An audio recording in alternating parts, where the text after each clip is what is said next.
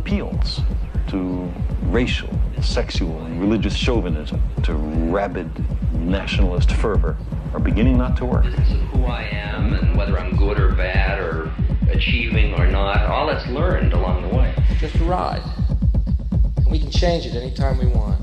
It's only a choice. No effort, no work, no job, no savings of money. I realized that I had the game wrong. That the game was to find out what I already was.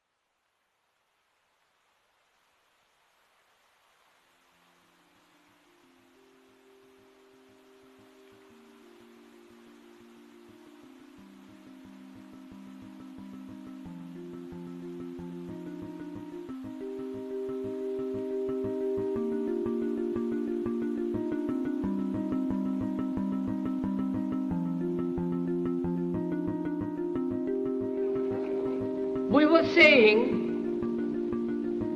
how very important it is to bring about in the human mind the radical revolution. The crisis is a crisis in consciousness, a crisis that cannot anymore accept the old norms, the old patterns, the ancient traditions. And considering what the world is now, with all their misery, conflict, destructive brutality, aggression, and so on, man is still as he was. He's still brutal, violent, aggressive, acquisitive, competitive, and he has built a society along these lines.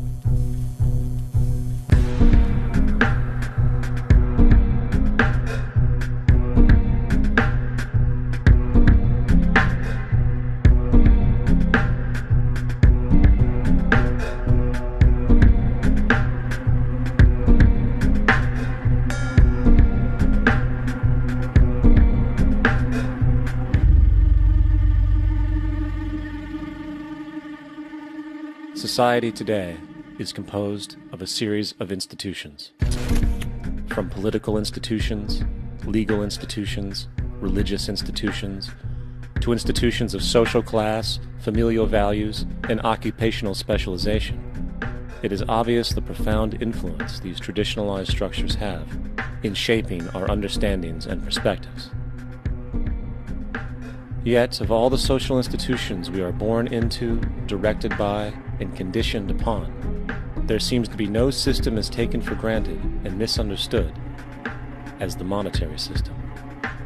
Taking on nearly religious proportions, the established monetary institution exists as one of the most unquestioned forms of faith there is. How money is created, the policies by which it is governed, and how it truly affects society are unregistered interests of the great majority of the population.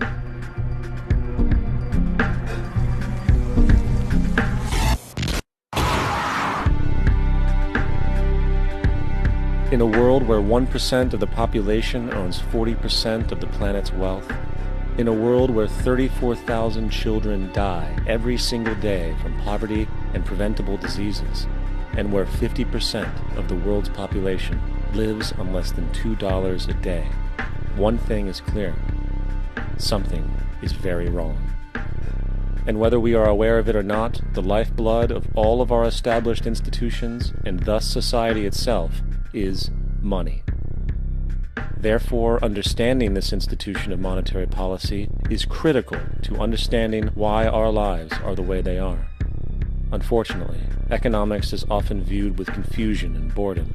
Endless streams of financial jargon coupled with intimidating mathematics quickly deters people from attempts at understanding it. However, the fact is, the complexity associated with the financial system is a mere mask, designed to conceal one of the most socially paralyzing structures humanity has ever endured.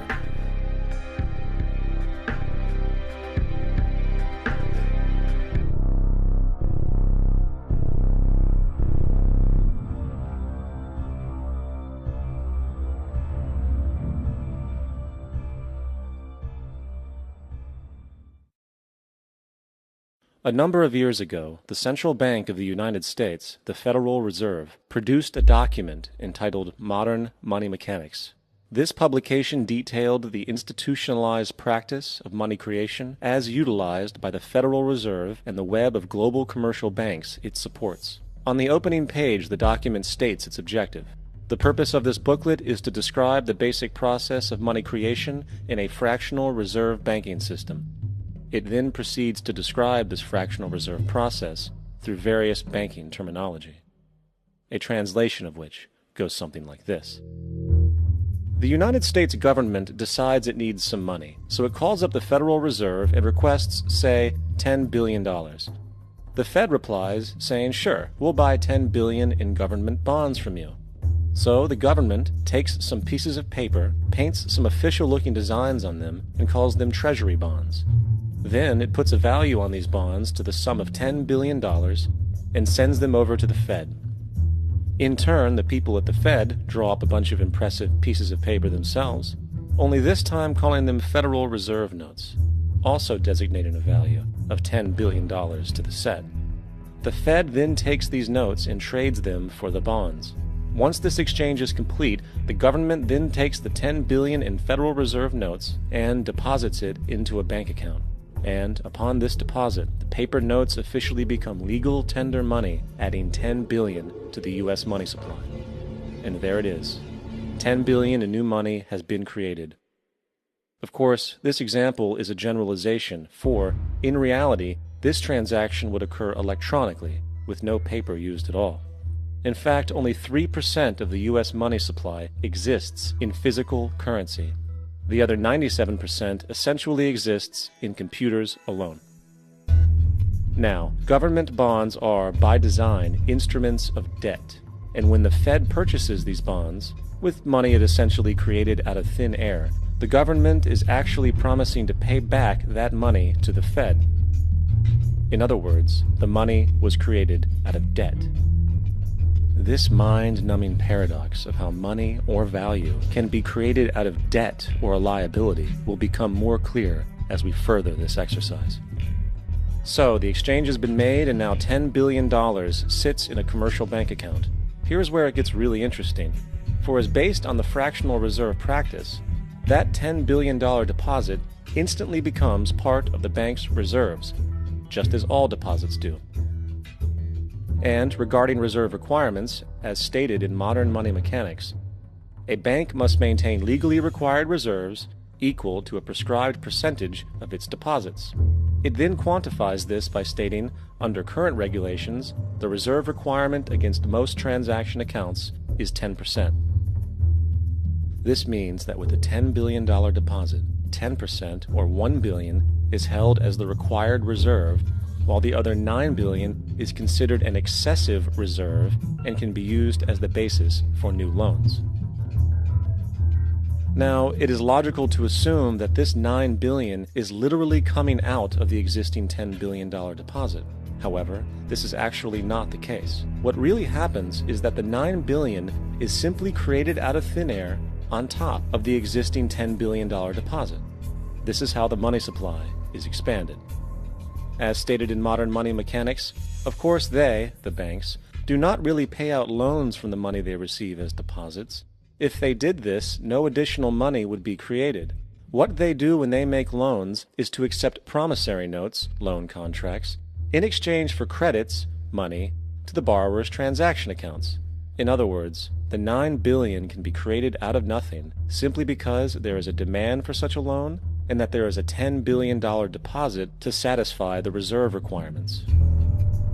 Now, let's assume that somebody walks into this bank and borrows the newly available $9 billion. They will then most likely take that money and deposit it into their own bank account. The process then repeats, for that deposit becomes part of the bank's reserves.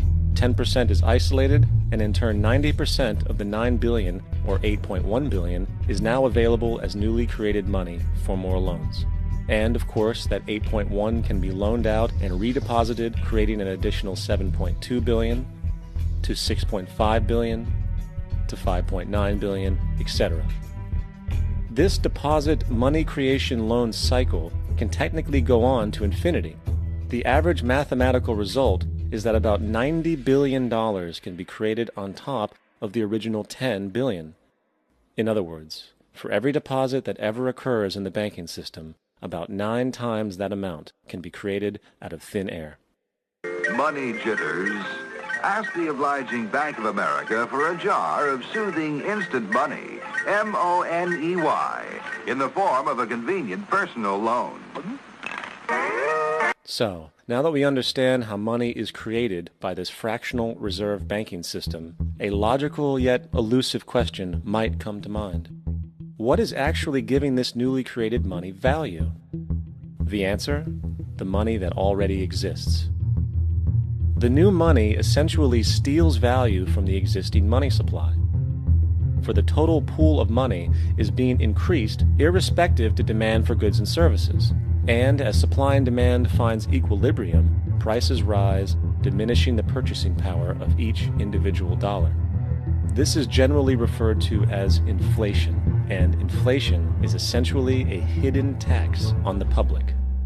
What is the advice that you generally get? And that is inflate the currency. They don't say debase the currency. They don't say devalue the currency. They don't say cheat the people who are saved. They say lower the interest rates. The real deception is when we distort the value of money. When we create money out of thin air, we have no savings, and yet there's so-called capital.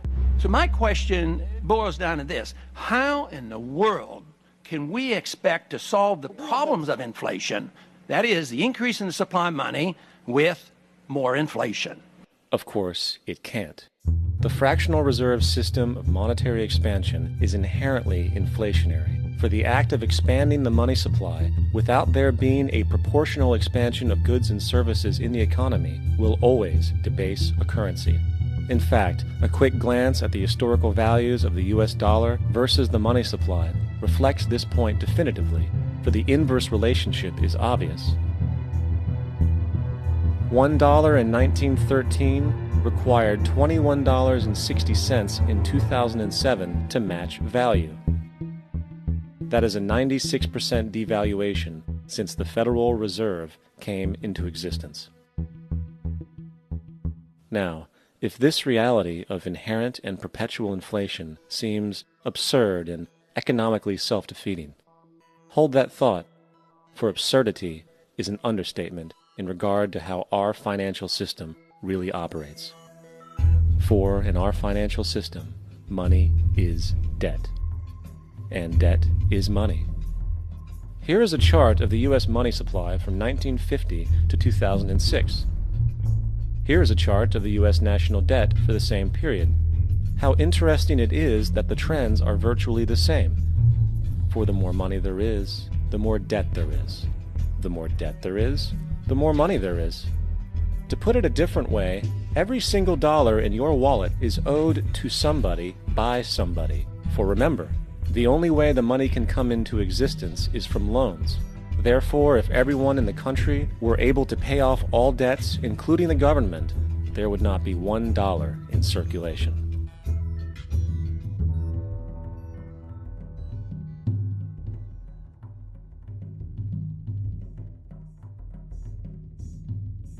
In fact, the last time in American history the national debt was completely paid off was in 1835, after President Andrew Jackson shut down the central bank that preceded the Federal Reserve. In fact, Jackson's entire political platform essentially revolved around his commitment to shut down the central bank, stating at one point, "The bold efforts the present bank has made to control the government are but premonitions of the fate that awaits the American people, should they be deluded into a perpetuation of this institution or the establishment of another like it."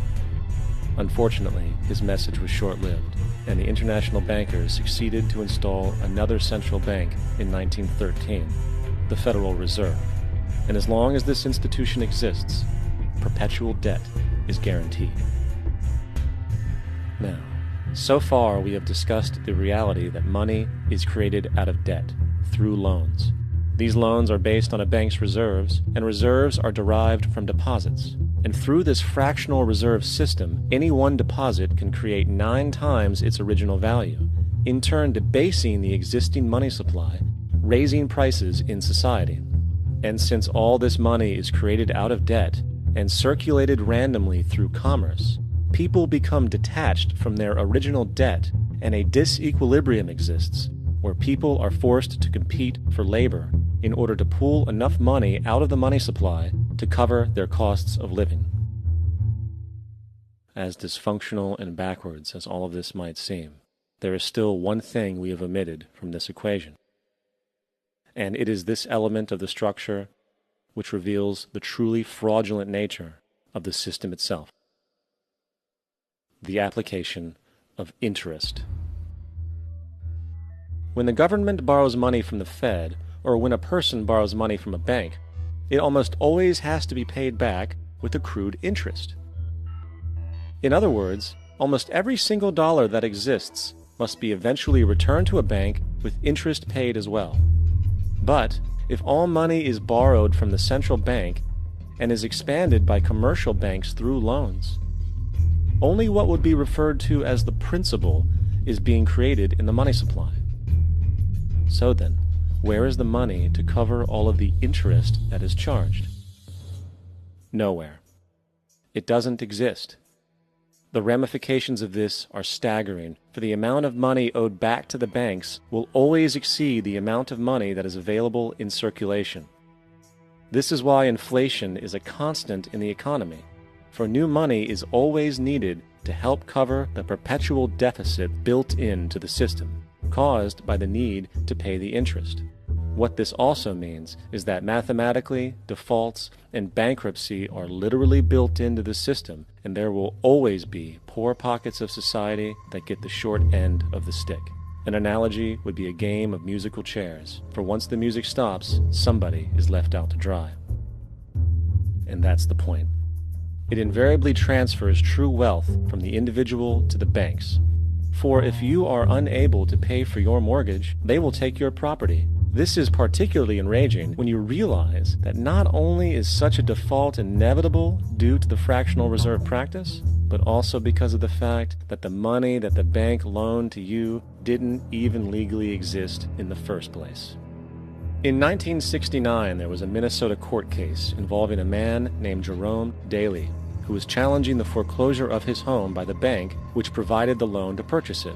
His argument was that the mortgage contract required both parties, being he and the bank, each put up a legitimate form of property for the exchange.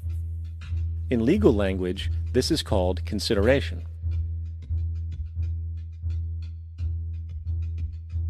Mr. Daly explained that the money was, in fact, not the property of the bank, for it was created out of nothing as soon as the loan agreement was signed. Remember what modern money mechanics stated about loans? What they do when they make loans is to accept promissory notes in exchange for credits. Reserves are unchanged by the loan transactions, but deposit credits constitute new additions to the total deposits of the banking system. In other words, the money doesn't come out of their existing assets. The bank is simply inventing it, putting up nothing of its own except for a theoretical liability on paper. As the court case progressed, the bank's president, Mr. Morgan, took the stand, and in the judge's personal memorandum, he recalled that the plaintiff, bank's president, admitted that, in combination with the Federal Reserve Bank, did create the money and credit upon its books by bookkeeping entry. The money and credit first came into existence when they created it. Mr. Morgan admitted that no United States law or statute existed which gave him the right to do this. A lawful consideration must exist and be tendered to support the note. The jury found that there was no lawful consideration, and I agree. He also poetically added, only God can create something of value out of nothing. And upon this revelation, the court rejected the bank's claim for foreclosure, and Daley kept his home. The implications of this court decision are immense.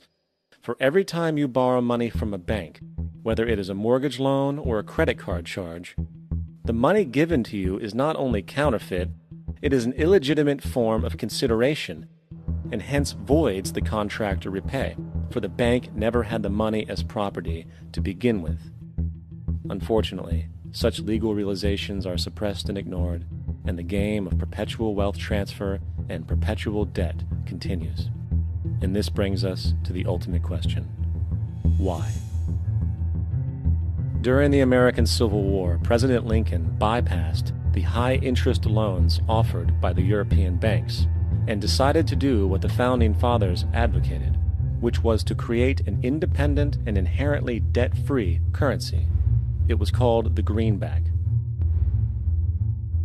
Shortly after this measure was taken, an internal document circulated between private British and American banking interests stated, "Slavery is but the owning of labor, and carries with it the care of laborers, while the European plan is that capital shall control labor by controlling wages. This can be done by controlling the money. It will not do to allow the greenback, as we cannot control that." The fractional reserve policy perpetrated by the Federal Reserve, which has spread in practice to the great majority of banks in the world, is, in fact, a system of modern slavery. Think about it. Money is created out of debt. And what do people do when they are in debt?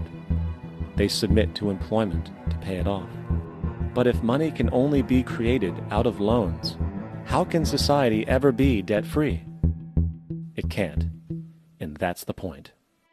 And it is the fear of losing assets coupled with the struggle to keep up with the perpetual debt and inflation inherent in the system, compounded by the inescapable scarcity within the money supply itself, created by the interest that can never be repaid, that keeps the wage slave in line, running on the hamster wheel with millions of others, in effect powering an empire that truly benefits only the elite at the top of the pyramid. For, at the end of the day, who are you really working for? The banks. Money is created in a bank and invariably ends up in a bank. They are the true masters, along with the corporations and governments they support. Physical slavery requires people to be housed and fed. Economic slavery requires people to feed and house themselves. It is one of the most ingenious scams for social manipulation ever created, and at its core, it is an invisible war against the population. Debt is the weapon used to conquer and enslave societies, and interest is its prime ammunition. And as the majority walks around oblivious to this reality, the banks, in collusion with governments and corporations, continue to perfect and expand their tactics of economic warfare, spawning new bases, such as the World Bank and International Monetary Fund, while also inventing a new type of soldier, the birth of the economic hitman.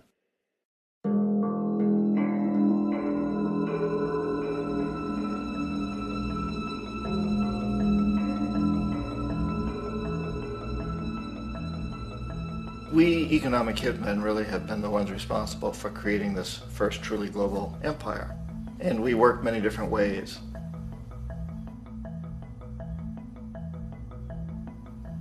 But perhaps the most common is that we will identify a country that has resources our corporations covet, like oil, and then arrange a huge loan to that country from the World Bank or one of its sister organizations. But the money never actually goes to the country. Instead, it goes to our big corporations to build infrastructure projects in that country, power plants, industrial parks, ports, things that benefit a few rich people in that country, in addition to our corporations, but really don't help the majority of the people at all. However, those people, the whole country is left holding a huge debt. It's such a big debt they can't repay it, and that's part of the plan, that they can't repay it. And so at some point, we economic hitmen go back to them and say, listen, you owe us a lot of money, can't pay your debts, so sell your oil real cheap to our oil companies. Allow us to build a military base in your country, or send troops in support of ours to someplace in the world like Iraq, or vote with us on the next UN vote.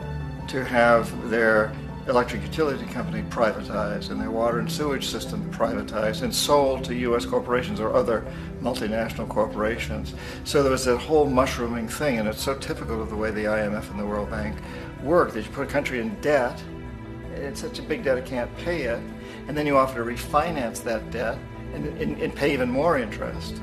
And you demand this quid pro quo, which you call a conditionality or good governance, which means basically that they've got to sell off their resources, including many of their social services, their utility companies, their school systems sometimes, their penal systems, their insurance systems, to foreign corporations.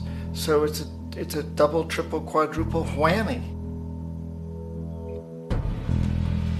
The precedent for economic hitmen really began back in the early 50s when democratically elected Mossadegh, who was elected in Iran, he was considered to be the hope for democracy in the Middle East and around the world. He was Time Magazine's Man of the Year. But one of the things that he'd run on and began to implement was the idea that foreign oil companies needed to pay the Iranian people a lot more for the oil that they were taking out of Iran. The Iranian people should benefit from their own oil.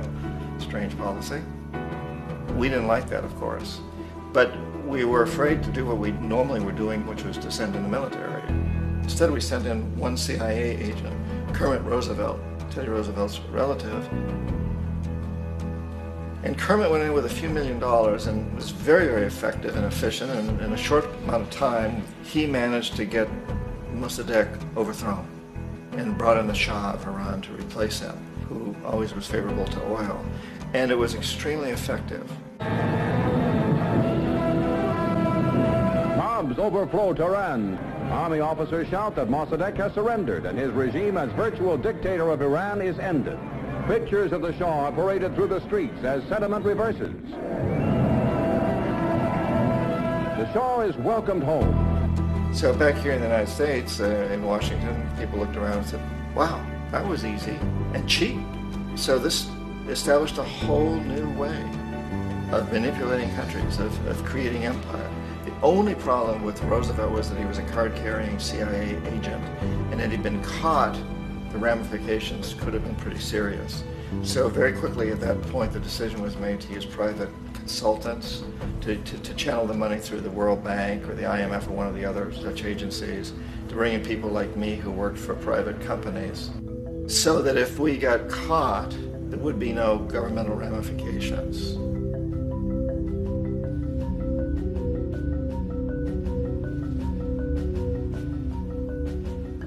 When Arbenz became president of Guatemala, the country was very much under the thumbs of United Fruit Company, the big international corporations. And Arbenz ran on this ticket that says, you know, we want to get the land back to the people.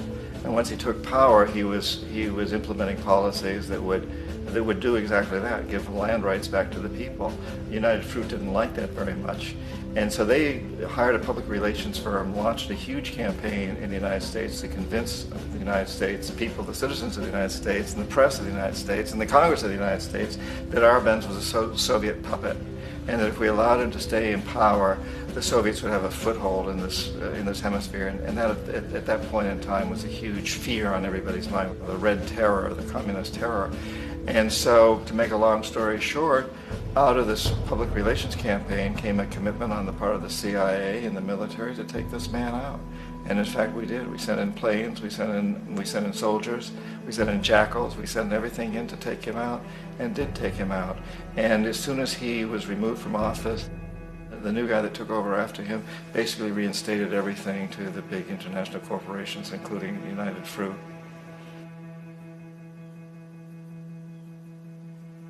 Ecuador for many, many years had been ruled by pro-U.S. dictators, often relatively brutal.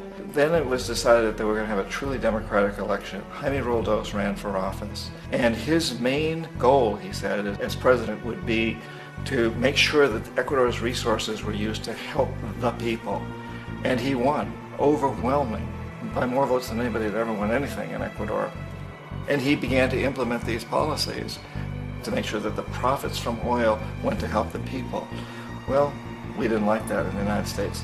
I was sent down as one of several economic hitmen to change Roldos, to corrupt him, to bring him around, to let him know, okay, you can get very rich, you and your family, if you play our game, but if you continue to try to keep these policies you've promised, you're going to go. He wouldn't listen. He was assassinated.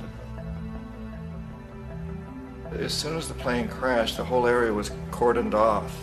The only people allowed in were U.S. military from a nearby base and some of the Ecuadorian military. When an investigation was launched, 2 of the key witnesses died in car accidents before they had a chance to testify. A lot of very, very strange things that went on around the assassination of Jaime Roldos. I, like most people who've really looked at this case, have absolutely no doubt that it was an assassination. And of course, in my position as an economic hitman, I was always expecting something to happen to Jaime, whether it be a coup or assassination, I wasn't sure, but that he would be taken down because he was not being corrupted. He would not allow himself to be corrupted the way we wanted to corrupt him. Omar Torrijos, president of Panama, was, one of my favorite people. I really, really liked him. He was very charismatic. He was a guy who really wanted to help his country. And when I tried to bribe him or corrupt him, he said, look, John, he called me Juanito. He said, look, Juanito, I don't need the money. What I really need is for my country to be treated fairly. I need for the United States to repay the debts that you owe my people for all the destruction you've done here. I need to be in a position where I can help other Latin American countries win their independence and be free of this terrible presence from the north that you people are exploiting us so badly. I need to have the Panama Canal back in the hands of the Panamanian people. That's what I want. And so, leave me alone. Don't try to bribe me. It was 1981, and in May, Jaime Roldos was assassinated. And Omar was very aware of this. Torrijos got his family together and he said, I'm probably next, but it's okay because I've done what I came here to do.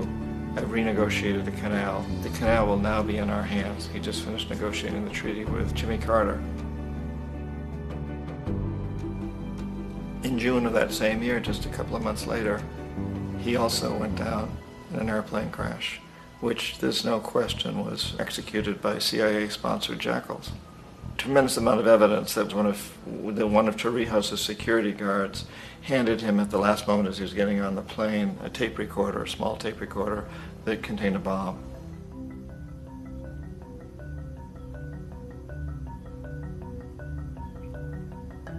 It is interesting to me how this system has continued pretty much the same way for years and years and years, except the economic hitmen have got better and better and better. Then we come up with, very recently, what happened in Venezuela. In 1998, Hugo Chavez gets elected president, following a long line of presidents who had been very corrupt and basically destroyed the economy of the country. And Chavez was elected amidst all that. Chavez stood up to the United States, and he's done it primarily demanding that Venezuelan oil be used to help the Venezuelan people. Well, we didn't like that in the United States.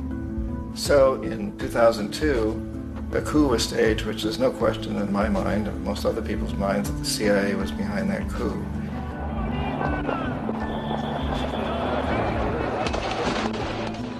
way that that coup was fomented was very reflective of what Kermit Roosevelt had done in Iran, of paying people to go out into the streets, to riot, to protest, to say this Chavez is very unpopular. You know, if you can get a few thousand people to do that, television can make it look like it's the whole country, and things start to mushroom.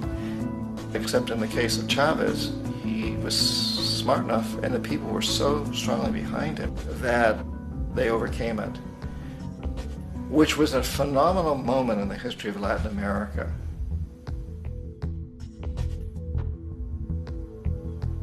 Iraq actually is a perfect example of the way the whole system works. So we economic hitmen are the first line of defense. We go in and we try to corrupt governments and get them to accept these huge loans, which we then use as leverage to basically own them.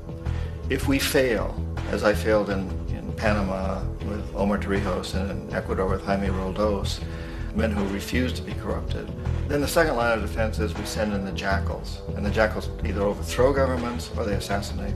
And once that happens and a new government comes in, and boy, it's going to toe the line because the new president knows what will happen if he doesn't. In the case of Iraq, both of those things failed. Economic hitmen were not able to get through to Saddam Hussein. We tried very hard. We tried to get him to accept a deal very similar to what the House of Saud had accepted in Saudi Arabia, but he wouldn't accept it. And so the jackals went in to take him out. They couldn't do it. His security was very good. After all, he had one time worked for the CIA. He'd been hired to assassinate a former president of Iraq and failed, but he knew the system. So in '91, we send in the troops and we take out the Iraqi military. So we assume at that point that Saddam Hussein is going to come around. We could have taken him out, of course, at that time, but we didn't want to. He's the kind of strong man we like. He controls his people. We thought he could control the Kurds and keep the Iranians in their border and keep pumping oil for us. And then once we took out his military, now he's going to come around. So the economic hitmen go back in the 90s without success. If they'd had success, he'd still be running the country. We'd be selling him all the fighter jets he wants and everything else he wants. But they couldn't. They didn't have success. The jackals couldn't take him out again. So we sent the military in once again, and this time we did the complete job and took him out, and in the process created for ourselves some very, very lucrative construction deals. We had to reconstruct a country that we'd essentially destroyed, which is a pretty good deal if you own construction companies, big ones. So, Iraq shows the three stages. The economic hitmen failed there, the jackals failed there, and as a final measure, the military goes in. And in that way, we've really created an empire, but we've done it very, very subtly. It's clandestine. All the empires of the past were built on the military, and everybody knew they were building them. So the British knew they were building them, the French, the Germans, the Romans, the Greeks, and they were proud of it. And they always had some excuse, like spreading civilization, spreading some religion, something like that. But they knew they were doing it. We don't. The majority of the people in the United States have no idea that we're living off the benefits of a clandestine empire, that today there's more slavery in the world than ever before. And then you have to ask yourself, well, if it's an empire, then who's the emperor? Obviously, our presidents of the United States are not emperors. An emperor is someone who's not elected, doesn't serve a limited term, and doesn't report to anyone, essentially. So you can't classify our presidents that way. But we do have what I consider to be the equivalent of the emperor, and it's what I call the corporatocracy. The corporatocracy is this group of individuals who run our biggest corporations, and they really act as the emperor of this empire. They control our media, either through direct ownership or advertising. They control most of our politicians because they finance their campaigns, either through their corporations or through personal contributions that come out of the corporations. They're not elected, they don't serve a limited term, they don't report to anybody. And at the very top of the corporatocracy, you really can't tell whether a person's working for a private corporation or the government because they're always moving back and forth. So, you've got a guy who one moment is the president of a big construction company like Halliburton, and the next moment he's vice president of the United States, or the president who is in the oil business. And this is true whether you get Democrats or Republicans in the office. You have the moving back and forth through the revolving door. And in a way, our government is invisible a lot of the time, and its policies are carried out by our corporations on one level or another. And then again, the policies of the government are basically forged by the corporatocracy and then presented to the government. They become government policy. So it's an incredibly cozy relationship. This isn't a conspiracy theory type of thing. These people don't have to get together and plot to do things.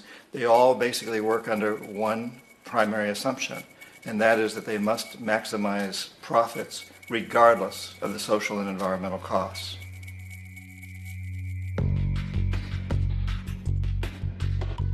This process of manipulation by the corporatocracy through the use of debt, bribery, and political overthrow is called globalization.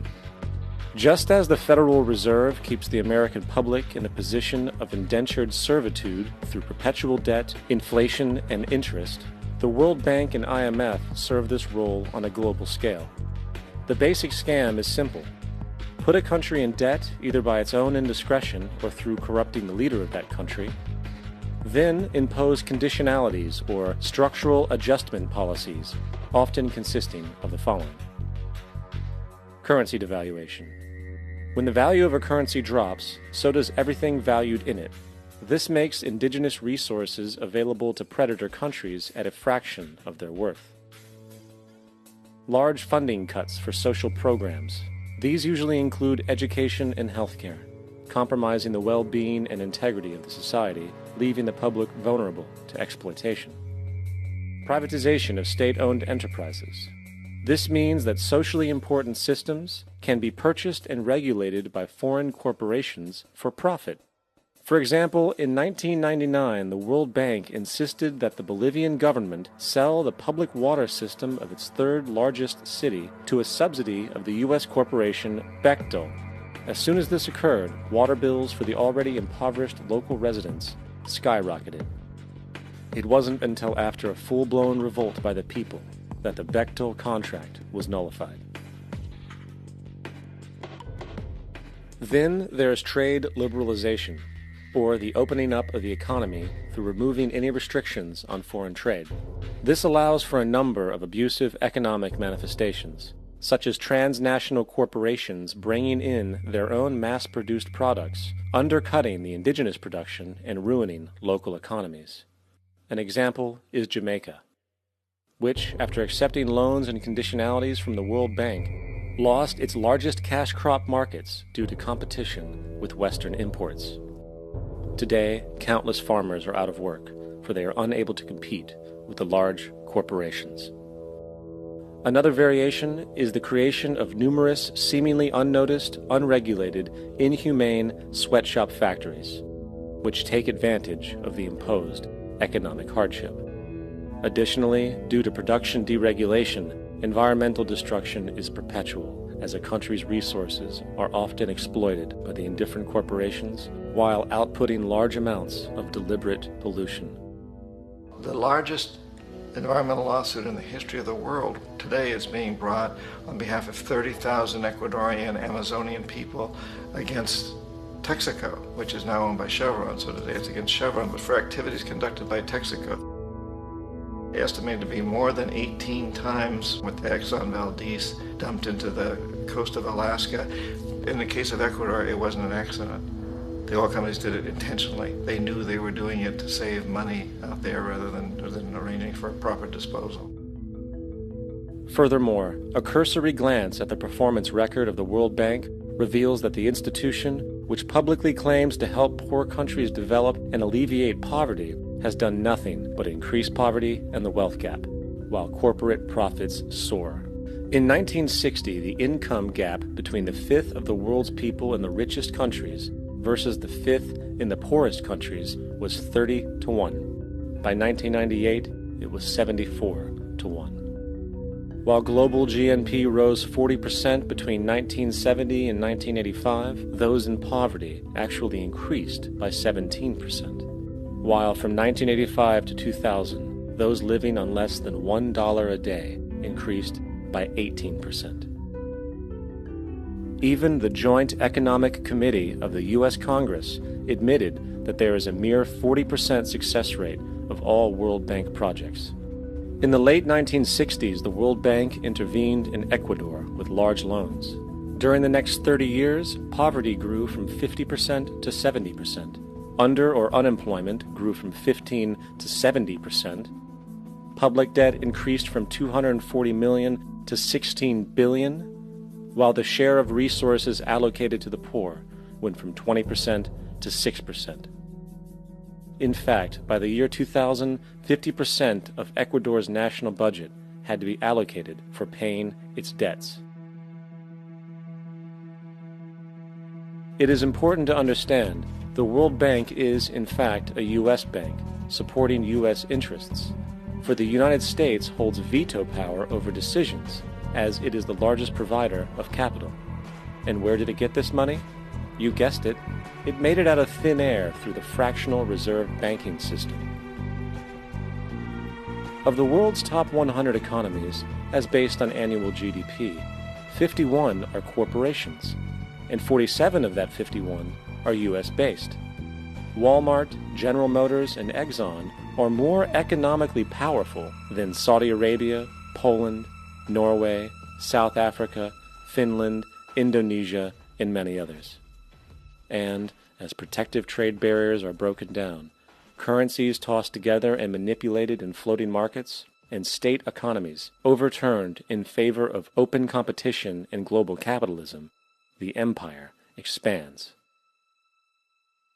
You get up on your little 21-inch screen and howl about America and democracy. There is no America. There is no democracy. There is only IBM and ITT and AT&T and DuPont, Dow, Union Carbide, and Exxon. Those are the nations of the world today. What do you think the Russians talk about in their councils of state? Karl Marx? They get out their linear programming charts, statistical decision theories, Minimax solutions, and compute the price-cost probabilities of their transactions and investments, just like we do. We no longer live in a world of nations and ideologies, Mr. Beale. The world is a college of corporations, inexorably determined by the immutable bylaws of business. The world is a business, Mr. Beale.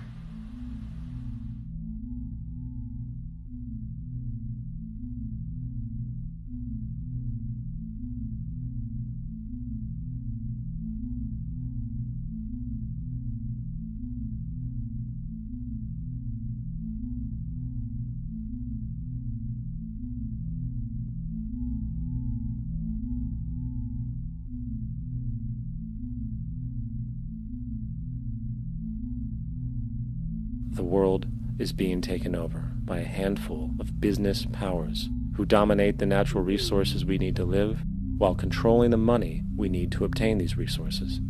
The end result will be world monopoly, based not on human life, but financial and corporate power. And as the inequality grows, naturally more and more people are becoming desperate. So the establishment was forced to come up with a new way to deal with anyone who challenges the system. So they gave birth to the terrorist. The term terrorist is an empty distinction, designed for any person or group who chooses to challenge the establishment. This isn't to be confused with the fictional Al-Qaeda, which was actually the name of a computer database for the US-supported Mujahideen in the 1980s.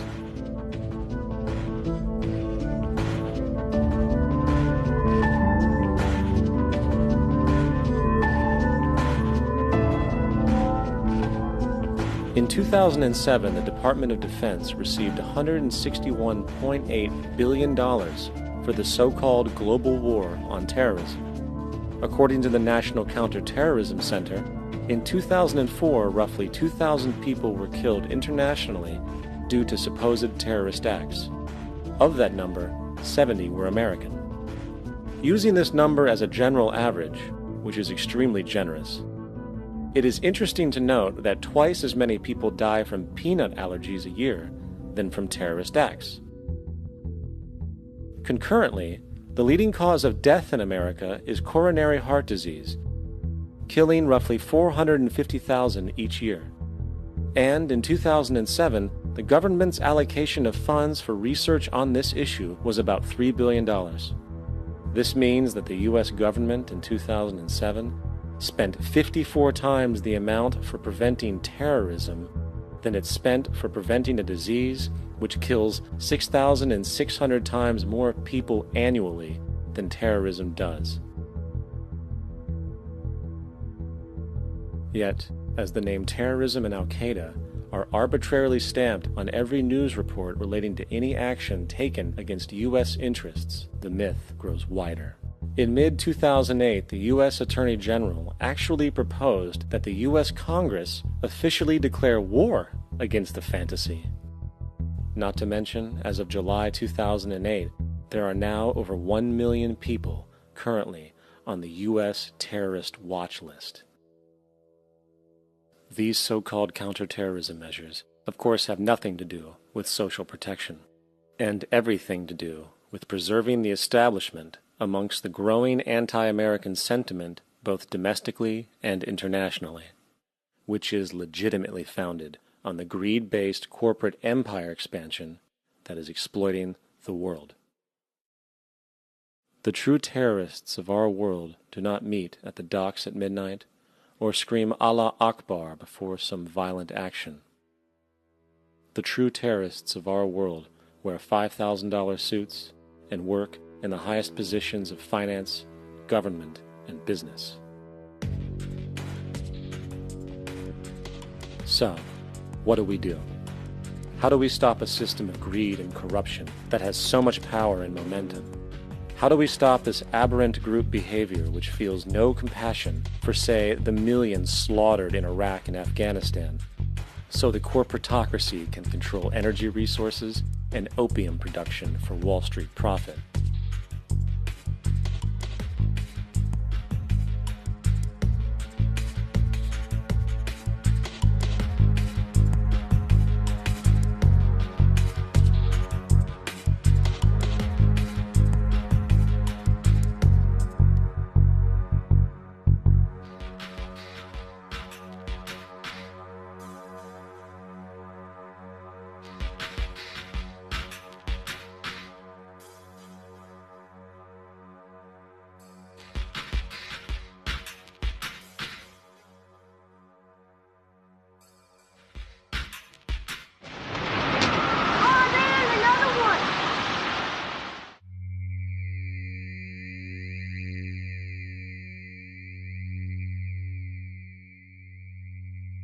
How do we stop a system of greed and corruption that condemns poor populations to sweatshop slavery for the benefit of Madison Avenue? Or that engineers false flag terror attacks for the sake of manipulation? Or that generates built-in modes of social operation which are inherently exploitative? Or that systematically reduces civil liberties and violates human rights in order to protect itself from its own shortcomings? How do we deal with the numerous covert institutions, such as the Council on Foreign Relations, the Trilateral Commission, and the Bilderberg Group, and other undemocratically elected groups which, behind closed doors, collude to control the political, financial, social, and environmental elements of our lives? In order to find the answer, we must first find the true underlying cause. For the fact is, the selfish, corrupt, power, and profit-based groups are not the true source of the problem. They are symptoms.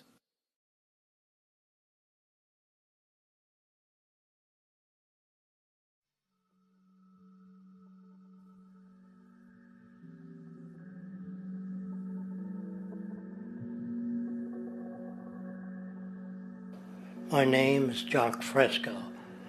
I'm an industrial designer and a social engineer. I'm very much interested in society and developing a system that might be sustainable for all people.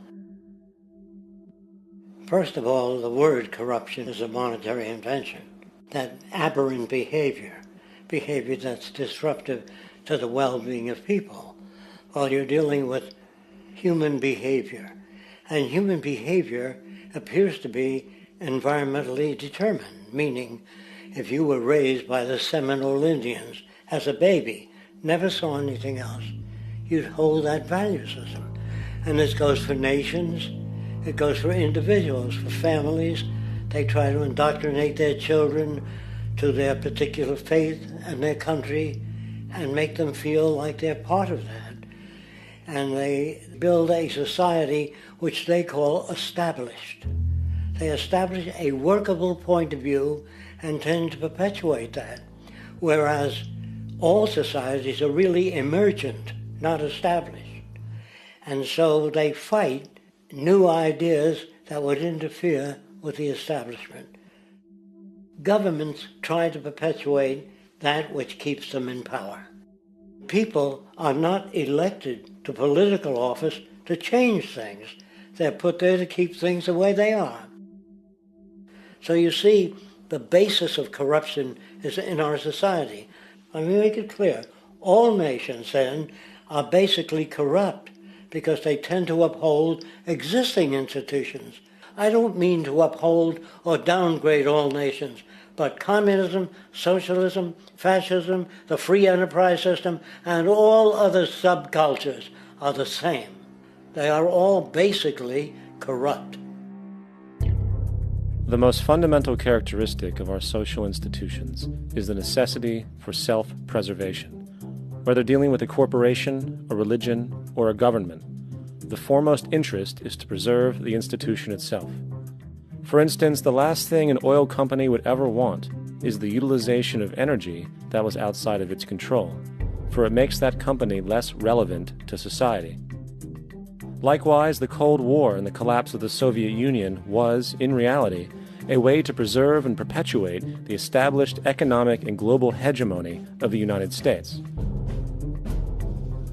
Similarly, religions condition people to feel guilty for natural inclinations, each claiming to offer the only path to forgiveness and salvation.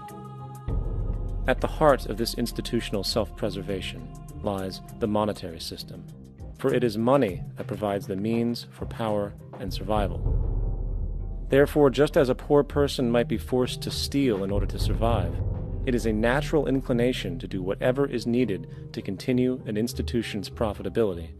This makes it inherently difficult for profit-based institutions to change, for it puts in jeopardy not only the survival of large groups of people, but also the coveted materialistic lifestyles associated with affluence and power. Therefore, the paralyzing necessity to preserve an institution, regardless of its social relevance, is largely rooted in the need for money or profit.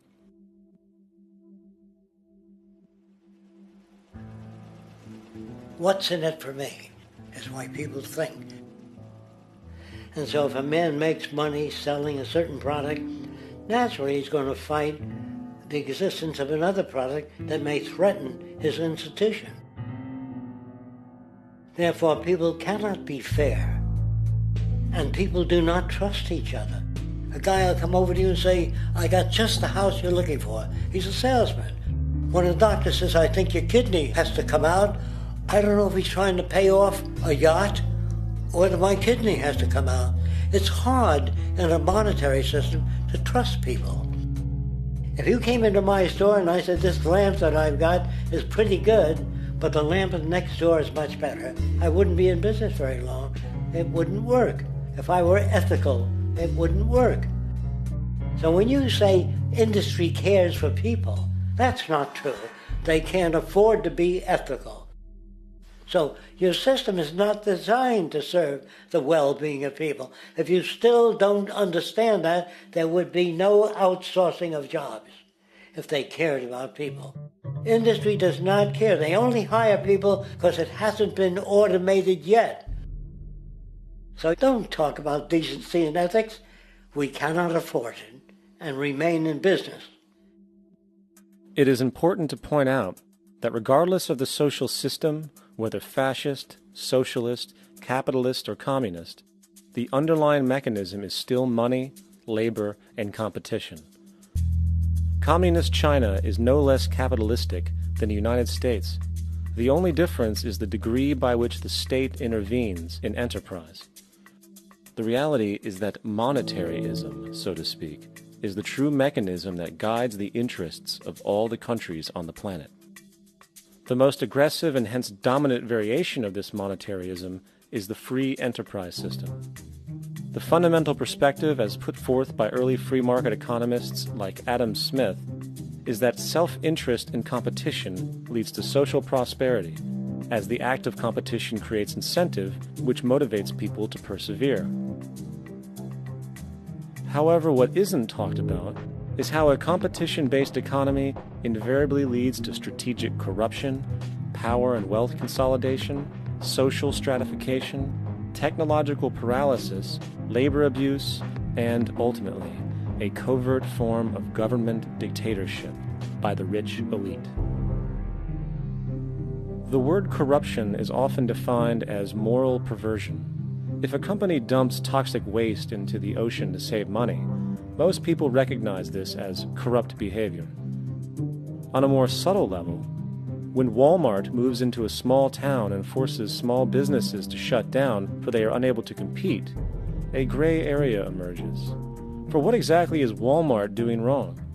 Why should they care about mom-and-pop organizations they destroy?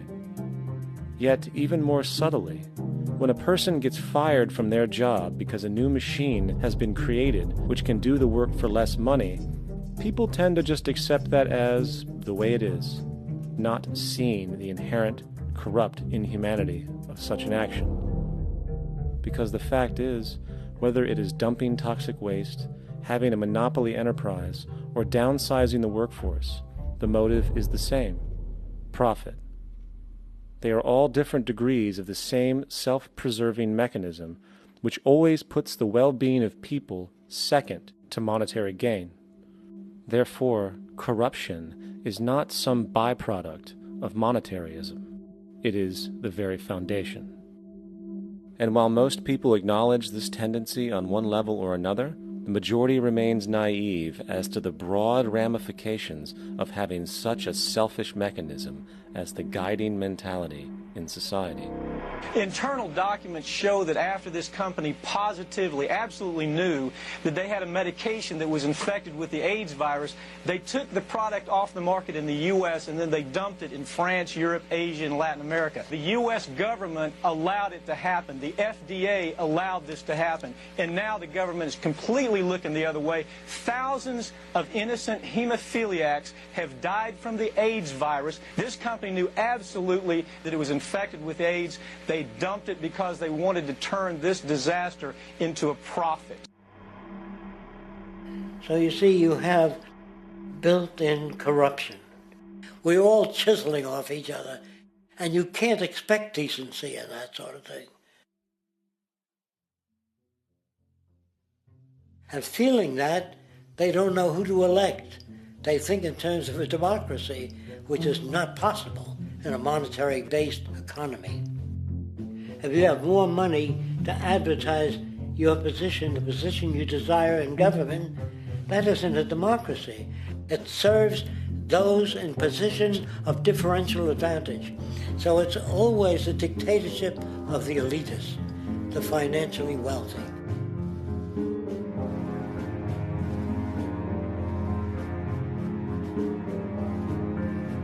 It is an interesting observation to note how seemingly unknown personalities magically appear on the scene as presidential candidates. Then, before you know it, somehow you are left to choose from a small group of extremely wealthy people who suspiciously have the same broad social view. Obviously, it's a joke. The people placed on the ballot are done so because they have been pre-decided to be acceptable by the established financial powers who actually run the show.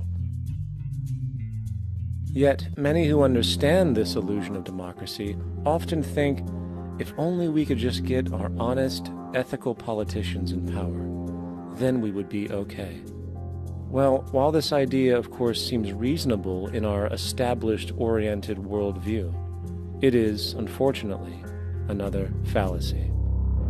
For when it really comes down to what is actually important, the institution of politics, and thus politicians themselves, have absolutely no true relevance as to what makes our world and society function. It's not politicians that can solve problems. They have no technical capabilities. They don't know how to solve problems. Even if they were sincere, they don't know how to solve problems. It's the technicians that produce the desalination plants. It's the technicians that give you electricity, that give you motor vehicles, that heat your house and cool it in the summertime. It's technology that solves problems, not politics. Politics cannot solve problems because they're not trained to do so. Very few people today stop and consider what it is that actually improves their lives. Is it money? Obviously not. One cannot eat money or stuff money into their car to get it to run. Is it politics? All politicians can do is create laws, establish budgets, and declare war. Is it religion? Of course not. Religion creates nothing except intangible emotional solace for those who require it. The true gift that we as human beings have, which has been solely responsible for everything that has improved our lives, is technology. What is technology? Technology is a pencil which allows one to solidify ideas on paper for communication. Technology is an automobile which allows one to travel faster than feet would allow. Technology is a pair of eyeglasses which enables sight for those who need it. Applied technology itself is merely an extension of human attributes which reduces human effort, freeing humans from a particular chore or problem.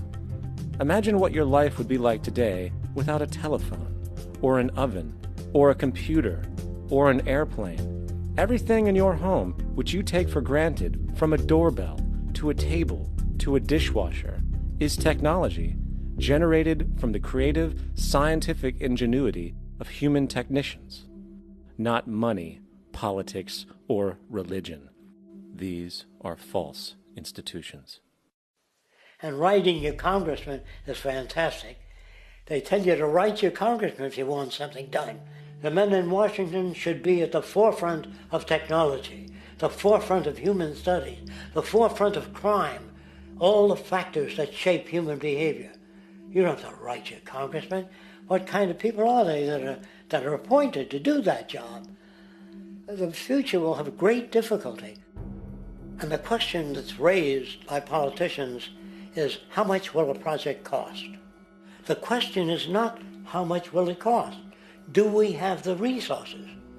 And we have the resources today to house everyone, build hospitals all over the world, build schools all over the world, the finest equipment and labs for teaching and doing medical research. So you see, we have all that, but we're in a monetary system. And in a monetary system, there's profit.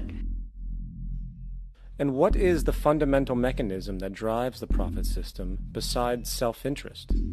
What is it exactly that maintains that competitive edge at its core? Is it high efficiency and sustainability? No, that isn't part of their design. Nothing produced in our profit-based society is even remotely sustainable or efficient. If it was, there wouldn't be a multi-million-dollar-a-year service industry for automobiles, nor would the average lifespan for most electronics be less than 3 months before they're obsolete. Is it abundance? Absolutely not. Abundance, as based on the laws of supply and demand, is actually a negative thing. If a diamond company finds 10 times the usual amount of diamonds during their mining, it means the supply of diamonds has increased, which means the cost and profit per diamond drops. The fact is, efficiency, sustainability, and abundance are enemies of profit. To put it into a word, it is the mechanism of scarcity that increases profits. What is scarcity? Based on keeping products valuable. Slowing up production on oil raises the price. Maintaining scarcity of diamonds keeps the price high. They burn diamonds at the Kimberley diamond mines. They're made of carbon. That keeps the price up. So then, what does it mean for society when scarcity, either produced naturally or through manipulation, is a beneficial condition for industry. It means that sustainability and abundance will never ever occur in a profit system, for it simply goes against the very nature of the structure. Therefore, it is impossible to have a world without war or poverty. It is impossible to continually advance technology to its most efficient and productive states. And, most dramatically, it is impossible to expect human beings to behave in truly ethical or decent ways.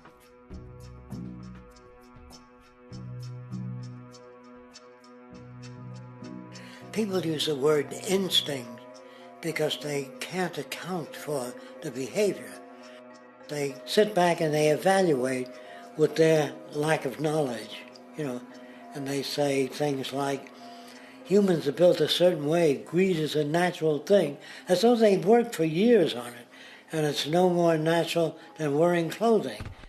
What we want to do is to eliminate the causes of the problems, eliminate the processes that produce greed and bigotry and prejudice and people taking advantage of one another and elitism, eliminating the need for prisons and welfare. We have always had these problems because we have always lived within scarcity and barter and monetary systems that produce scarcity. If you eradicate the conditions that generate what you call socially offensive behavior, it does not exist. The guy said, well, isn't that inborn? No, it's not. There is no human nature. There's human behavior, and that's always been changed throughout history. You're not born with bigotry and greed and corruption and hatred. You pick that up within the society. War, poverty, corruption, hunger, misery, human suffering will not change in a monetary system. That is, there'll be very little significant change. It's going to take the redesign of our culture, our values, and it has to be related to the carrying capacity of the earth, not some human opinion or some politician's notions of the way the world ought to be, or some religious notions of the conduct of human affairs. And that's what the Venus Project is about. The society that we're about to talk about is a society that is free of all the old superstitions, incarceration, prisons, police, cruelty, and law. All laws will disappear, and the professions will disappear that are no longer valid, such as stockbrokers, bankers, advertising, gone forever, because it's no longer relevant. When we understand that it is technology devised by human ingenuity which frees humanity and increases our quality of life, we then realize that the most important focus we can have is on the intelligent management of the Earth's resources. For it is from these natural resources we gain the materials to continue our path of prosperity. Understanding this, we then see that money fundamentally exists as a barrier to these resources, for virtually everything has a financial cost. And why do we need money to obtain these resources? Because of real or assumed scarcity. We don't usually pay for air and tap water because it is in such high abundance, selling it would be pointless. So then, logically speaking, if resources and technologies applicable to creating everything in our societies, such as houses, cities, and transportation, were in high enough abundance, there would be no reason to sell anything. Likewise, if automation and machinery was so technologically advanced as to relieve human beings of labor, there would be no reason to have a job. And with these social aspects taken care of, there would be no reason to have money at all. So the ultimate question remains: do we on Earth have enough resources and technological understanding to create a society of such abundance that everything we have now could be available without a price tag and without the need for submission through employment? Yes, we do. We have the resources and technology to enable this at a minimum, along with the ability to raise the standard of living so high that people in the future will look back at our civilization now and gawk at how primitive and immature our society was. What the Venus Project proposes is an entirely different system that's updated to present-day knowledge. We've never given scientists the problem of how do you design a society which would eliminate boring and monotonous jobs, that would eliminate accidents in transportation, that would enable people to have a high standard of living, that would eliminate poisons in our food, that would give us other sources of energy that are clean and efficient. We can do that out there.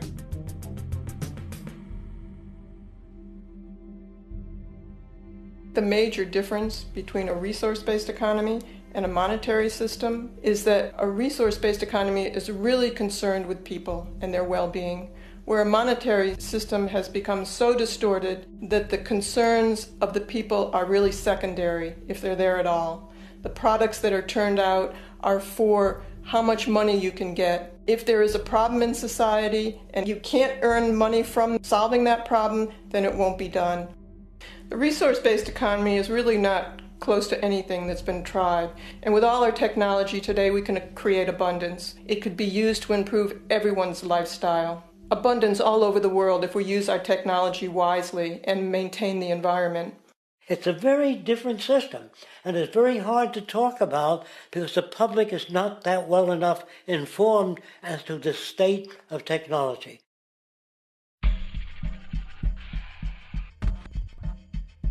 At present, we don't have to burn fossil fuels. We don't have to use anything that would contaminate the environment. There are many sources of energy available.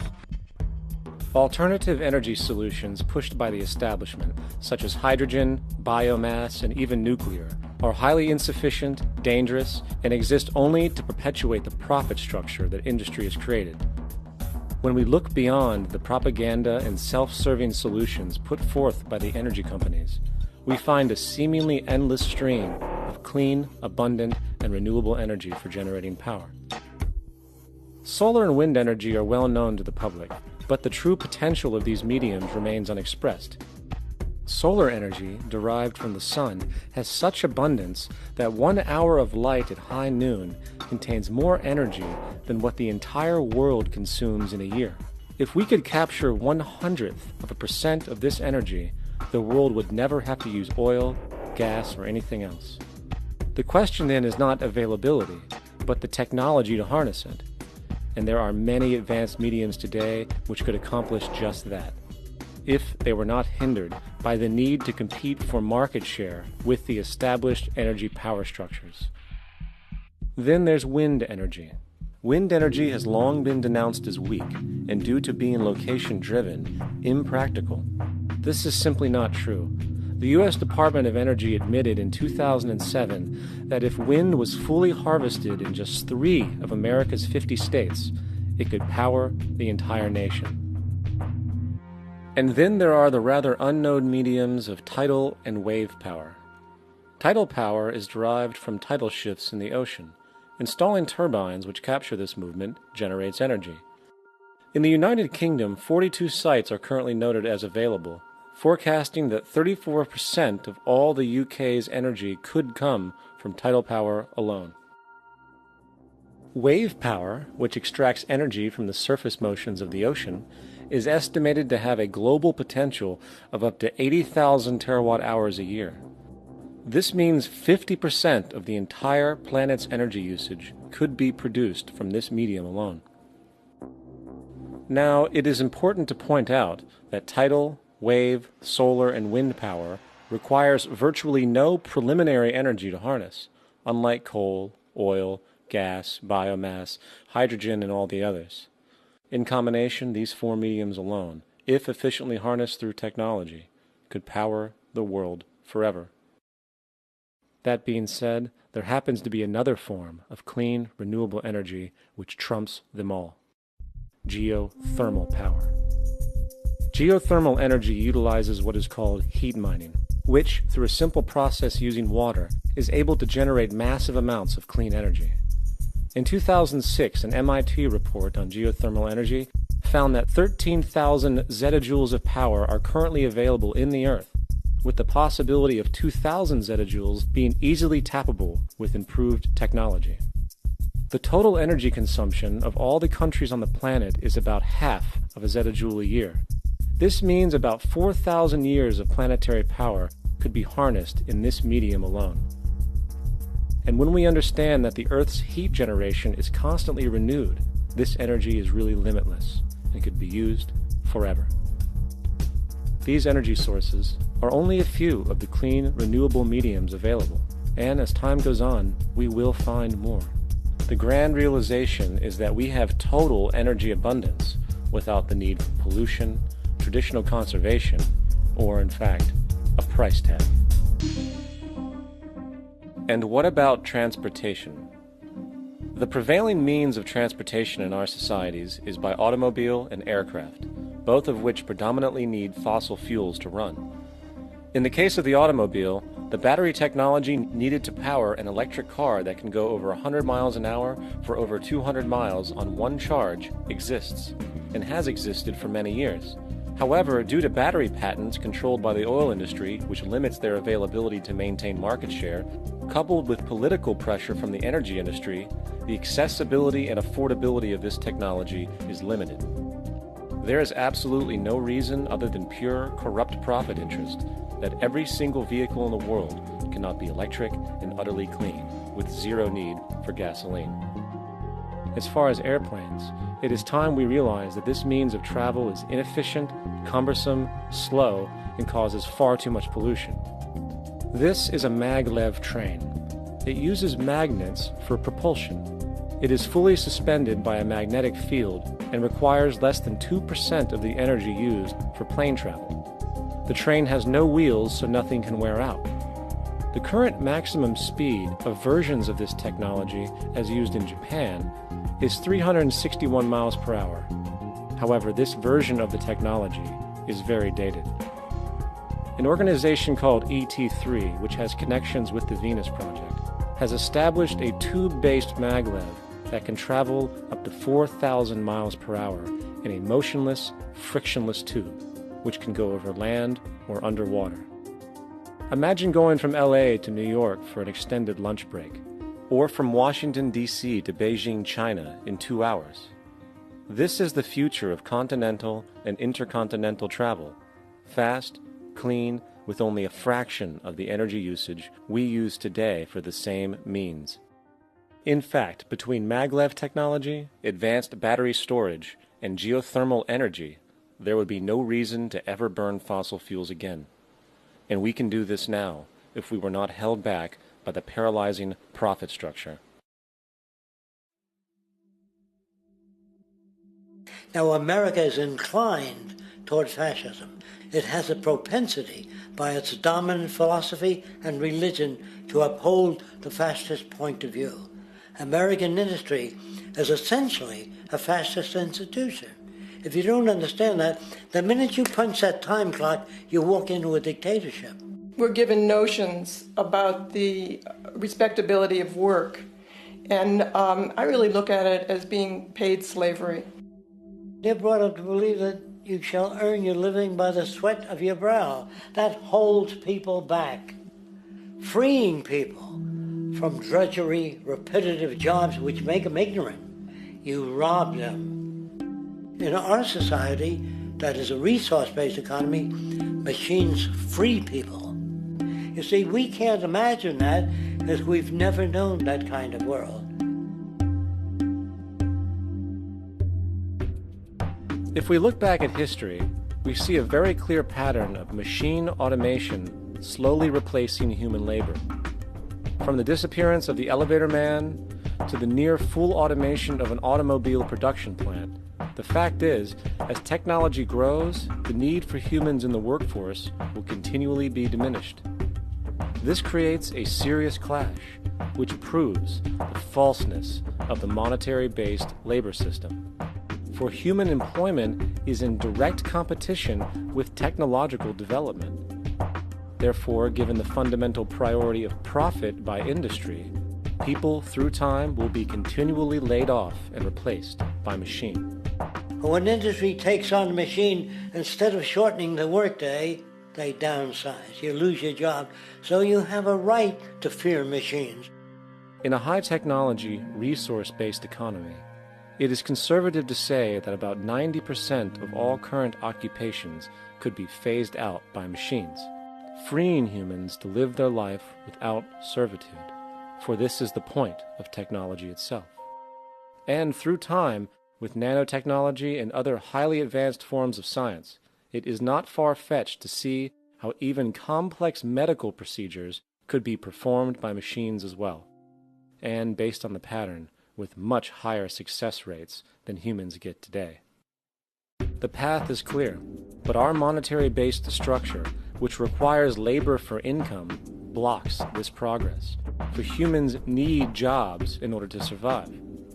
The bottom line is that this system must go, or we will never be free, and technology will be constantly paralyzed. When you have machines that clean out sewers, it frees a human being from doing that. So look at machines as extensions of human performance. Furthermore, many occupations today will have simply no basis to exist in a resource-based economy, such as anything associated with the management of money, advertising, along with the legal system itself. For without money, a great majority of the crimes that are committed today would never occur. Virtually all forms of crime are a consequence of the monetary system, either directly or by neuroses inflicted through financial deprivation. Therefore, laws themselves could eventually become extinct. Instead of putting up a sign, drive carefully, slippery when wet, put abrasive in the highway so it's not slippery when wet. And if a person gets in a car that's drunk and the car oscillates a great deal, there's a little pendulum that swings up and back, and that'll pull the car over to the side. Not a law solution. Put sonar and radar in automobiles so they can't hit one another. Man-made laws are attempts to deal with occurring problems, and not knowing how to solve them, they make a law.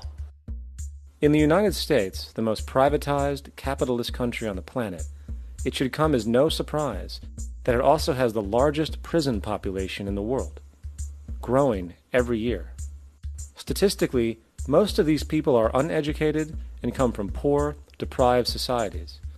And, contrary to propaganda, it is this environmental conditioning which lures them into criminal and violent behavior. However, society looks the other way in regard to this point.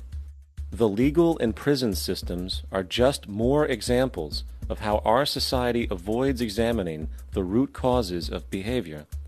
Billions are spent each year on prisons and police, while only a fraction is spent on programs for poverty, which is one of the most fundamental variables responsible for crime to begin with.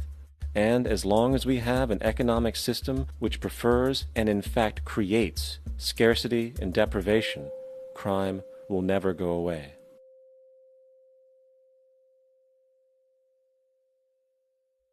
If people have access to the necessities of life without servitude, debt, barter, trade, they behave very differently. You want all these things available without a price tag. Now then, you gotta have a price tag. Well, what'll motivate people? Man gets everything he wants, he just lay around in the sun. This is a myth they perpetuate. People in our culture are trained to believe that the monetary system produces incentive. If they have access to things, why should they want to do anything? They will lose their incentive. That's what you're taught to support the monetary system. When you take money out of the scenario, there would be different incentives, very different incentives. When people have access to the necessities of life, their incentives change. What about the moon and the stars? New incentives arise. If you make a painting that you enjoy, you will enjoy giving it to other people, not selling it.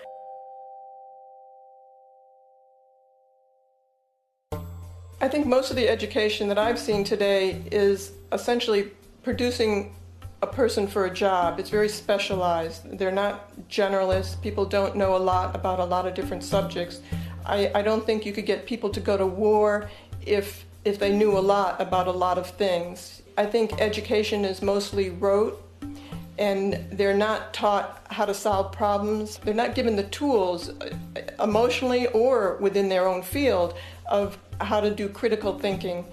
A resource-based economy, the education would be very different. Our society's major concern is mental development and to motivate each person to their highest potential. Because our philosophy is the smarter people are, the richer the world, because everybody becomes a contributor.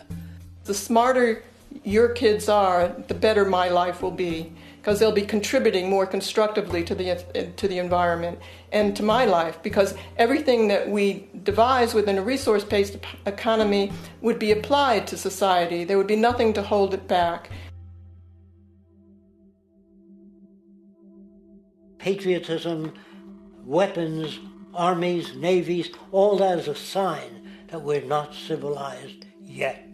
Kids will ask their parents, didn't you see the necessity of machines? Dad, couldn't you see that war was inevitable when you produce scarcity? Isn't it obvious? Of course the kid will understand that you were pinheads, raised merely to serve the established institutions. We're such an abominable, sick society that we won't make the history book. They just say that large nations took land from smaller nations, used force and violence. You'll get history talked about as corrupt behavior all the way along until the beginning of the civilized world. That's when all the nations work together. World unification, working toward common good for all human beings, and without anyone being subservient to anyone else. Without social stratification, whether it be technical elitism or any other kind of elitism, eradicated from the face of the earth. The state does nothing because there is no state.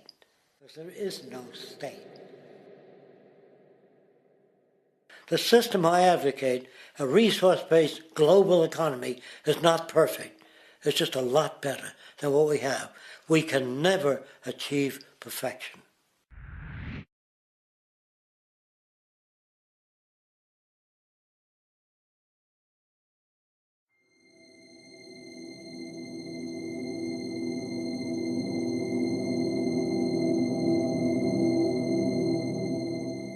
The social values of our society, which has manifested in perpetual warfare, corruption, oppressive laws, social stratification, irrelevant superstitions, environmental destruction, and a despotic, socially indifferent, profit-oriented ruling class, is fundamentally the result of a collective ignorance of two of the most basic insights humans can have about reality: the emergent and symbiotic aspects of natural law. The emergent nature of reality is that all systems, whether it is knowledge, society, technology, philosophy, or any other creation, will, when uninhibited, undergo fluid, perpetual change. What we consider commonplace today, such as modern communication and transportation, would have been unimaginable in ancient times. Likewise, the future will contain technologies, realizations, and social structures that we cannot even fathom in the present. We have gone from alchemy to chemistry, from a geocentric universe to a heliocentric, from believing that demons were the cause of illness to modern medicine. This development shows no sign of ending, and it is this awareness that aligns us and leads us on a continuous path to growth and progress. Static, empirical knowledge does not exist. Rather, it is the insight of the emergence of all systems we must recognize. This means we must be open to new information at all times, even if it threatens our current belief system and hence identities. Sadly, society today has failed to recognize this, and the established institutions continue to paralyze growth by preserving outdated social structures. Simultaneously, the population suffers from a fear of change, for their conditioning assumes a static identity, and challenging one's belief system usually results in insult and apprehension, for being wrong is erroneously associated with failure,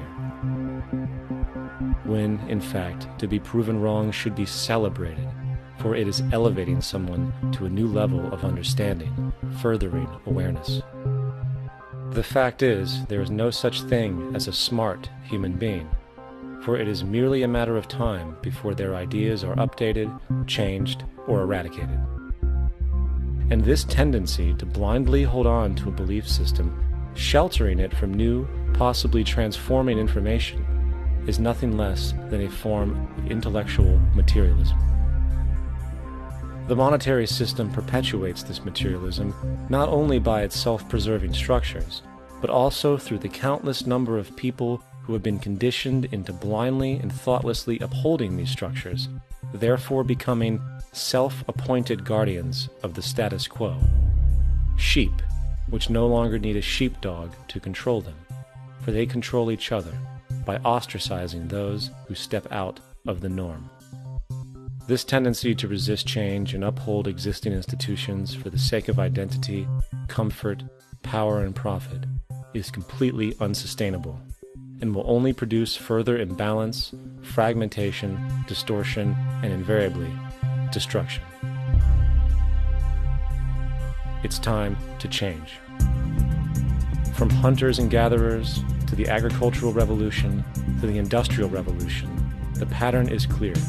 It is time for a new social system which reflects the understandings we have today. The monetary system is a product of a period of time where scarcity was a reality. Now, with the age of technology, it is no longer relevant to society. Gone with the aberrant behavior it manifests. Likewise, dominant worldviews, such as theistic religion, operate with the same social irrelevancy. Islam, Christianity, Judaism, Hinduism, and all of the others exist as barriers to personal and social growth, for each group perpetuates a closed worldview, and this finite understanding that they acknowledge is simply not possible in an emergent universe. Yet, religion has succeeded in shutting down the awareness of this emergence by instilling the psychological distortion of faith upon its followers, where logic and new information is rejected in favor of traditionalized, outdated beliefs. The concept of God is really a method of accounting for the nature of things. In the early days, people didn't know enough about how things formed, how nature worked, so they invented their own little stories. And they made God in their own image. A guy that gets angry. When people don't behave right, he creates floods and earthquakes. They say it's an act of God. A cursory glance at the suppressed history of religion reveals that even the foundational myths themselves are emergent culminations, developed through influence over time. For example, a cardinal doctrine of the Christian faith is the death and resurrection of Christ. This notion is so important that the Bible itself states, "And if Christ be not risen, then is our preaching vain, and your faith is also vain." Yet it is very difficult to take this account literally, for not only is there no primary source denoting this supernatural event in secular history, awareness of the enormous number of pre-Christian saviors who also died and were resurrected immediately puts the story in mythological territory by association. Early church figures such as Tertullian went to great lengths to break these associations, even claiming that the devil caused the similarities to occur, stating in the 2nd century, "The devil, whose business is to pervert the truth, mimics the exact circumstance of the divine sacraments. He baptizes his believers and promises forgiveness of sins. He celebrates the oblation of bread and brings in the symbol of the resurrection. Let us therefore acknowledge the craftiness of the devil, who copied certain things of those that be divine." What is truly sad, however, is that when we cease the idea that the stories from Christianity, Judaism, Islam, and all the others are literal history, and accept them for what they really are, which are purely allegorical expressions derived from many faiths, we see that all religions share a common thread, and it is this unifying imperative that needs to be recognized and appreciated.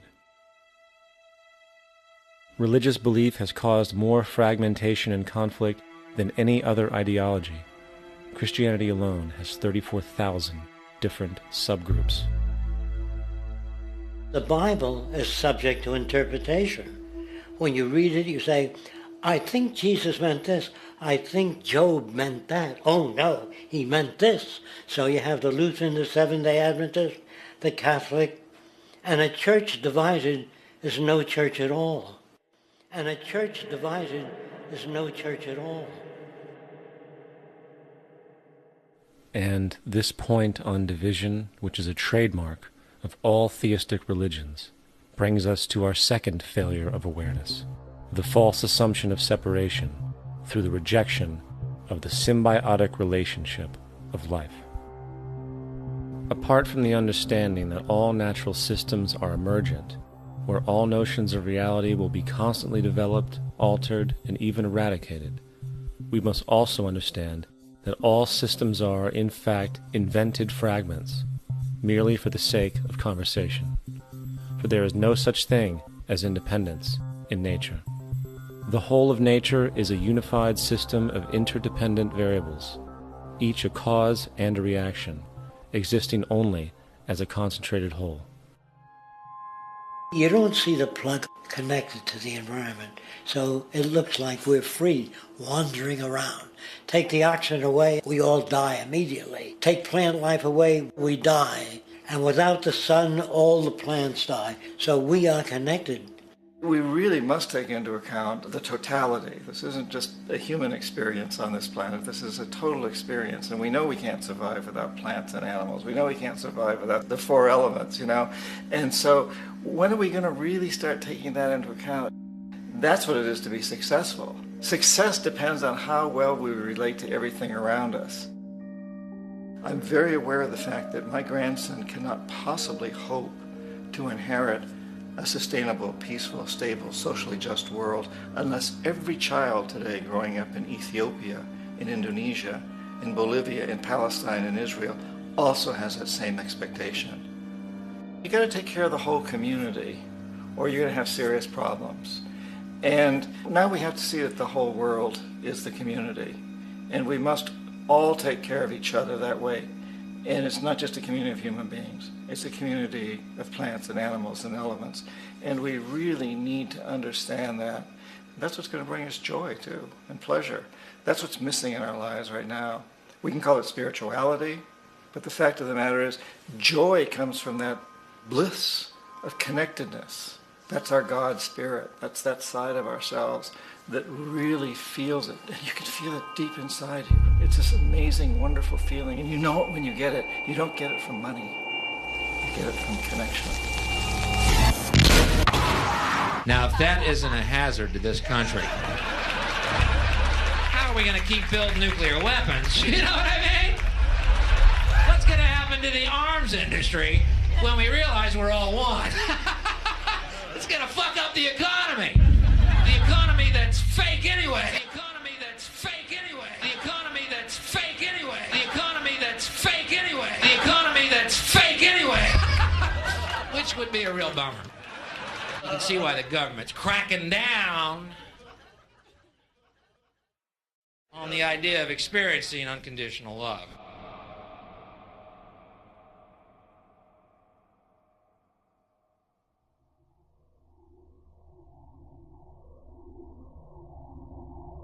Once we understand that the integrity of our personal existences are completely dependent on the integrity of everything else in our world, we have truly understood the meaning of unconditional love. For love is extensionality, and seeing everything as you and you as everything can have no conditionalities. For, in fact, we are all everything at once. If it's true that we're all from the center of a star, every atom in each of us from the center of a star, then we're all the same thing. Even a Coke machine or a cigarette butt in the street in Buffalo is made out of atoms that came from a star. They've all been recycled thousands of times, as have you and I. And therefore, it's only me out there. So what is there to be afraid of? What is there that needs solace-seeking? Nothing. There's nothing to be afraid of because it's all us. The trouble is we have been separated by being born and given a name and an identity and being individuated. We've been separated from the oneness, and that's what religion exploits, that people have this yearning to be part of the overall one again. So they exploit that. They call it God. They say he has rules. And I think it's cruel. I think you can do it absent religion.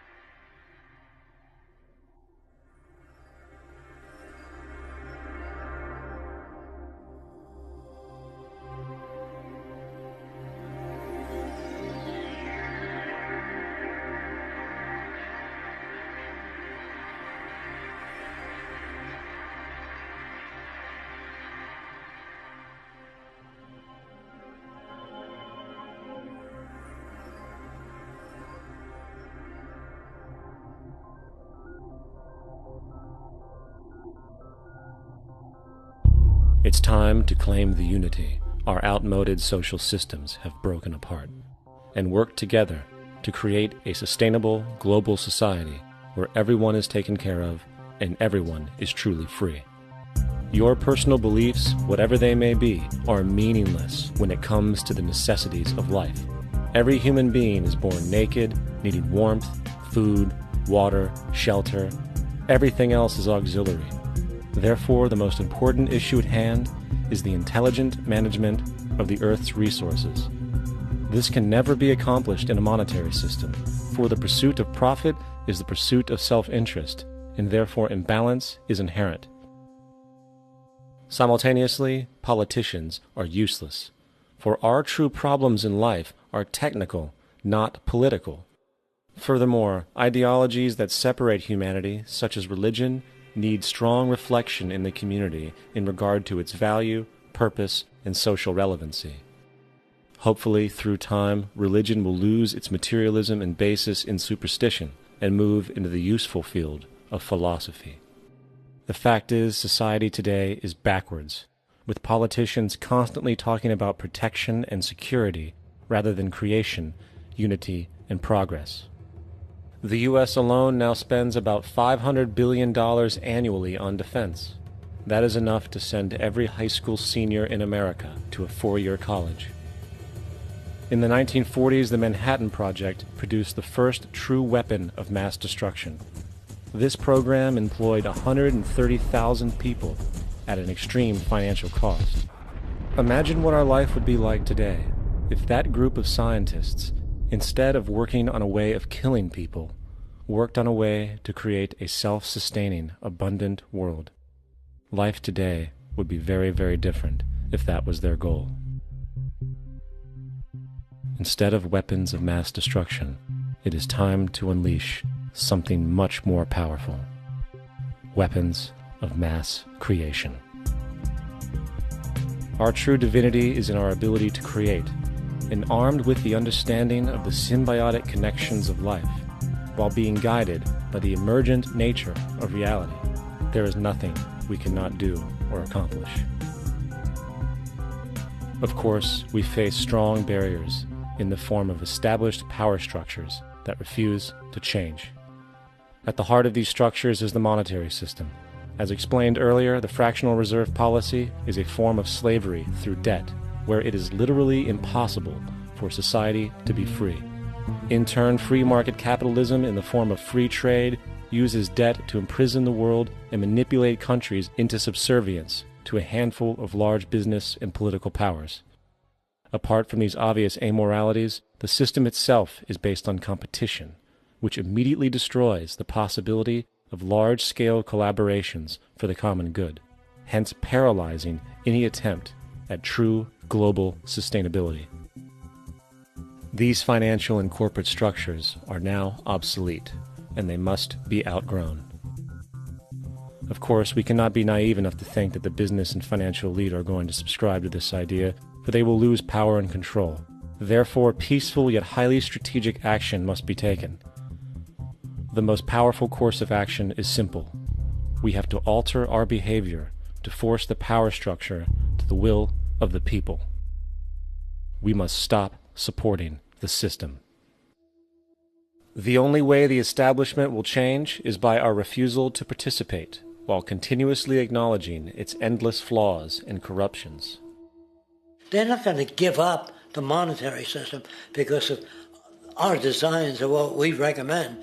The system has to fail, and people have to lose confidence in their elected leaders. That will be a major turning point if the Venus Project is offered as a possible alternative. If not, I fear the consequences. The trends now indicate that our country is going bankrupt. The probability is our country will move toward a military dictatorship to prevent riots and complete social breakdown. Once the U.S. breaks down, all the other cultures will undergo similar things. As of now, the world financial system is on the brink of collapse due to its own shortcomings. The Comptroller of Currency stated in 2003 that the interest on the U.S. national debt will not be affordable in less than 10 years. This theoretically means total bankruptcy for the U.S. economy, and its implications for the world are immense. In turn, the fractional reserve-based monetary system is reaching its theoretical limits of expansion, and the banking failures you are seeing are just the beginning. This is why inflation is skyrocketing, all debt is at record levels, and the government and Fed are hemorrhaging new money to bail out the corrupt system. For the only way to keep the banks going is by making more money. The only way to make more money is to create more debt and inflation. It is simply a matter of time before the tables turn, and there is no one willing to take new loans, while defaults grow, as people are unable to afford their current loans. Then the expansion of money will stop, and contraction will begin on a scale never before seen, ending a century-long pyramid scheme. This has already begun. Therefore, we need to expose this financial failure for what it is, using this weakness to our advantage. Here are some suggestions. Expose the banking fraud. Citibank, J.P. Morgan Chase, and Bank of America are the most powerful controllers within the corrupt Federal Reserve System. It's time to boycott these institutions. If you have a bank account or a credit card with any of them, move your money to another bank. If you have a mortgage, refinance with another bank. If you own their stock, sell it. If you work for them, quit. This gesture will express contempt for the true powers behind the private banking cartel known as the Federal Reserve, and create awareness about the fraud of the banking system itself. 2. Turn off the TV news. Visit the emerging independent news agencies on the internet for your information. CNN, NBC, ABC, Fox, and all the others present all news pre-filtered to maintain the status quo. With 4 corporations owning all major media outlets, objective information is impossible. This is the true beauty of the internet, and the establishment has been losing control because of this free flow of information. We must protect the internet at all times, as it is truly our savior right now. 3. Don't ever allow yourself, your family, or anyone you know to ever join the military. This is an obsolete institution, now used exclusively for maintaining an establishment that is no longer relevant. U.S. soldiers in Iraq work for U.S. corporations, not the people. Propaganda forces us to believe that war is natural and the military is an honorable institution. Well, if war is natural, why are there 18 suicides every single day by American veterans who have post-traumatic stress disorder? If our military men and women are so honored, why is it that 25% of the American homeless population are veterans? 4. Stop supporting the energy companies. If you live in a detached house, get off the grid. Investigate every means of making your home self-sustainable with clean energy. Solar, wind, and other renewable energies are now affordable consumer realities, and considering the never-ending rising cost of traditional energies, it will likely be a cheaper investment over time. If you drive, get the smallest car you can, and consider using one of the many conversion technologies that can enable your car to be a hybrid, electric, or run on anything other than establishment fuels. 5. Reject the political system. The illusion of democracy is an insult to our intelligence. In a monetary system, there is no such thing as a true democracy, and there never was. We have two political parties owned by the same set of corporate lobbyists. They are placed in their positions by the corporations, with popularity artificially projected by their media. In a system of inherent corruption, the change of personnel every couple of years has very little relevance. Instead of pretending that the political game has any true meaning, focus your energy on how to transcend this failed system. And 6. Join the movement. Go to the zeitgeistmovement.com and help us create the largest mass movement for social change the world has ever seen. We must mobilize and educate everyone about the inherent corruption of our current world system, along with the only true sustainable solution, declaring all the natural resources on the planet as common heritage to all people, while informing everyone as to the true state of technology and how we can all be free if the world works together rather than fights. The choice lies with you. You can continue to be a slave to the financial system and watch the continuous wars, depressions, and injustice across the globe while placating yourself with vain entertainment and materialistic garbage. Or you can focus your energy on true, meaningful, lasting, holistic change, which actually has the realistic ability to support and free all humans with no one left behind. But, in the end, the most relevant change must occur first inside of you. The real revolution is the revolution of consciousness, and each one of us first needs to eliminate the divisionary, materialistic noise we have been conditioned to think is true, while discovering, amplifying, and aligning with the signal coming from our true empirical oneness. It is up to you. What we are trying during all these discussions and talks here is to see if we cannot radically bring about a transformation of the mind.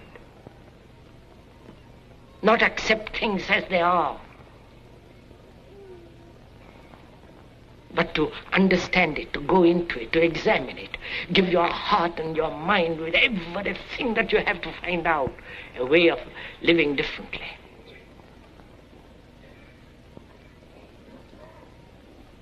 But that depends on you and not somebody else.